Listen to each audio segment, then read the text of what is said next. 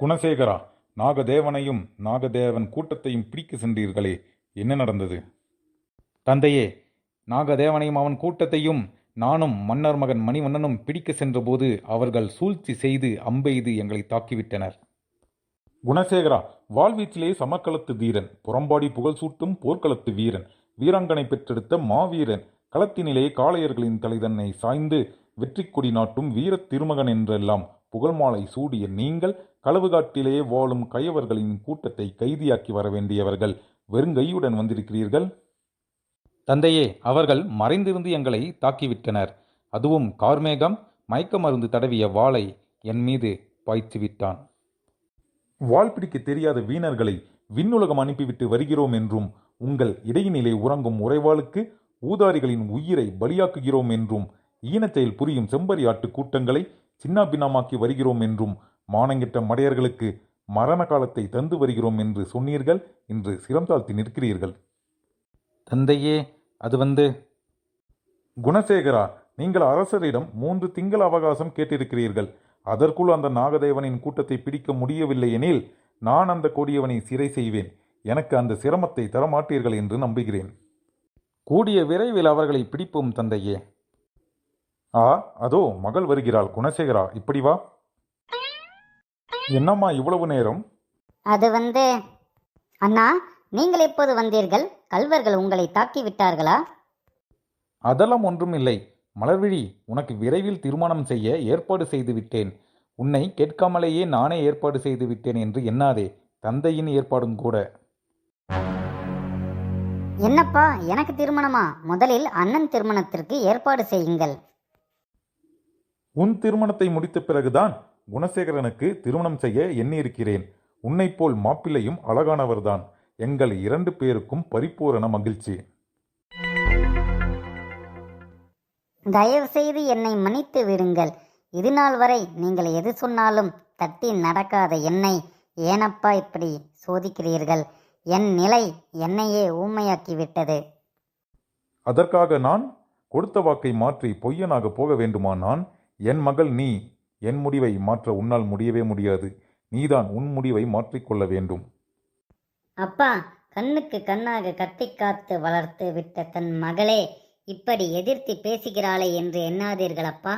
காலமெல்லாம் சிரித்திருக்க வேண்டிய தங்கள் மகளை ஏனப்பா இப்படி கண்ணீர் கொட்ட வைத்து பார்க்கிறீர்கள்?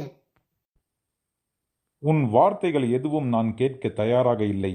நான் நினைத்ததை நிறைவேற்றியே தீருவேன். குணசேகரா, உன் தங்கைக்கு புத்திமதி சொல்லி திருமணத்திற்கு ஏற்பாடு செய்.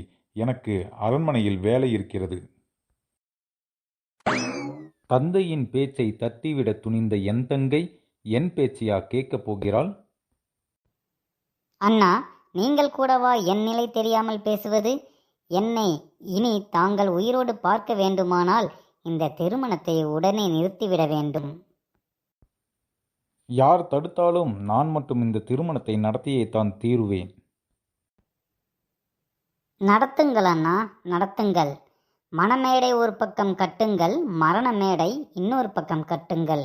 இடையில் நின்று கை கொட்டுங்கள். மலர்விழி, உன் பேச்சு. புறாவின் துடிதுடிப்பு பொல்லாத அம்புக்கு தெரியவே தெரியாது. ஏன் தெரியாது? மெல்லிய மலர் இதழ்களை அம்பாக்கி வேடன் தொடுத்தால் அது புறாவிற்கு மலர் மாலையாகத்தான் விழும். கரை புரண்ட வெள்ளத்தை கை கொண்டு அணைத்து விட முடியாது அண்ணா. நல்ல காலம் வருகின்ற நேரத்தில் தானாகவே துன்பப்பட போகிறாய். காலம் இல்லை அண்ணா, எனக்கு காலன் என்று சொல்லுங்கள். என் நல்வாழ்விற்கு நீங்கள் தான் யமனாக வந்து விட்டீர்கள். மலர்விழி, என் உயிரினும் மேலான உயிரே, ஒருக்கன் உனக்கு வலித்ததென்றால் எனக்கு உடலெல்லாம் வலியெடுக்கும் என்று உனக்கு தெரியாதா?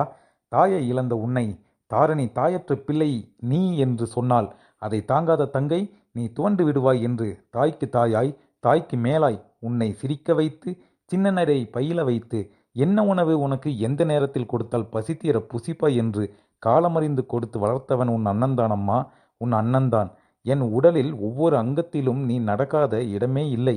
தோலை தொட்டிலாக்கி தூக்கி வளர்த்தவன் நான். நானா உனக்கு தீங்கு நினைப்பேன்? உன்னை மணிவண்ணனுக்கு தான் திருமணம் செய்து வைக்க ஏற்பாடு செய்திருக்கிறேன். சற்று வேடிக்கை காட்டலாம் என்று இருந்தேன். நீ என்னை வேதனையாக்கிவிட்டாய்.